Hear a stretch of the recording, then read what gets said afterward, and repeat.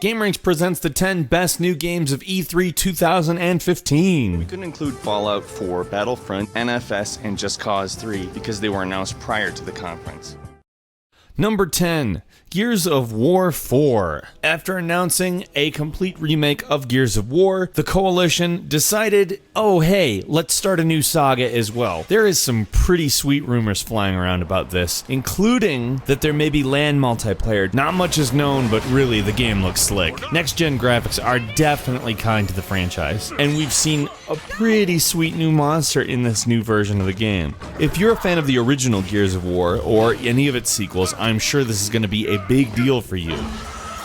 Number 9, Hitman. After a not particularly well-reviewed entry to the franchise, Hitman is back, and they are making promises about how you're going to be playing Hitman that say it's a lot more like the old games and therefore more what people are looking for in the franchise. On top of what looks like the more open approach of the older games, the contracts mode apparently has become significantly more enhanced, allowing for custom missions that can be played by you and your friends competitively. Hitman is going to be a big deal. It's really great to see such an awesome game sort of come back into its own. And that's what's happening with Hitman. Number 8, Dreams. Dreams is a sort of different animal altogether than what we're used to as games. It's kind of like a Mario paint that dropped Mario and became everything that anyone could ever use to create interactive art. It's hard to explain, but really, you should give the video a look. I'm convinced you could make a movie with it if you really wanted to. It's pretty awesome. Number 7, For Honor.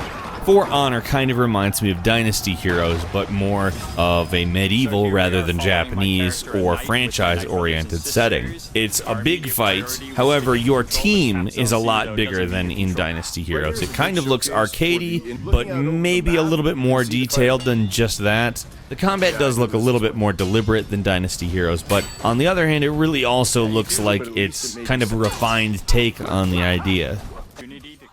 Number 6, Tom Clancy's Ghost Recon Wildlands. The latest entry in the tactical shooter franchise, the game abandons the futuristic setting of Advanced Warfighter and Future Soldier, instead being set in present time, more similar to Tom Clancy's original Ghost Recon. It will be the first in the series to feature an open world, with side missions and AI that apparently actually has an agenda of its own.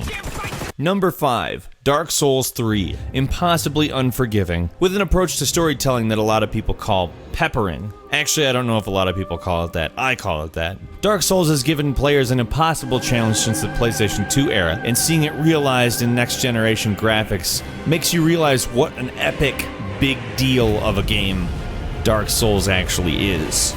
But with the success of Bloodborne, how could From Studios honestly resist this? Number 4, Horizon Zero. Horizon Zero is a game that shockingly takes place quite a while after the apocalypse. Robots are kind of like animals and sort of what has taken over the world, while people have reverted to a more tribal state. It's kind of like Turok Dinosaur Hunter in third person with robots, and there's nothing about that that doesn't sound utterly fantastic. I want. Number 3, Shenmue 3. What started off as the passion project of a man named Yu Suzuki that he miraculously convinced Sega to allow him to create in the first place, somehow managed to make a sequel sometime later on the Xbox, has now managed to reach an even more impossible status, well over a decade later. Shenmue is iconic, the level of storytelling, the music, it is a beautiful game, and knowing that the saga will finally continue is extremely exciting. Number 2, Dishonored 2. Dishonored out-Bioshocked Bioshock, and now it looks like it's about to out-Dishonor itself. The scale of what was shown in the Dishonored 2 trailer is massive. You get to play as Emily Caldwell now, which is frankly probably the best development of the whole thing.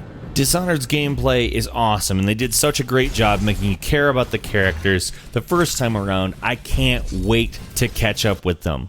Number 1, the Final Fantasy VII Remake. If you didn't go nuts when you saw this, you have no idea what hype is. It doesn't matter if you've played it before. This is going to be the biggest thing that has happened in gaming since the original version of the game. We did a full video of speculation on this very game, so if you really want to get in depth on it, go check that out. While you're at it, please like and favorite this video, and make sure to subscribe to GameRanks as well. Come back to youtube.com/GameRanksTV as often as you can because there's a constant stream of great videos all the time. Thanks a lot for watching, and I hope you're ready for the new heyday of gaming because it really seems like that's what just happened.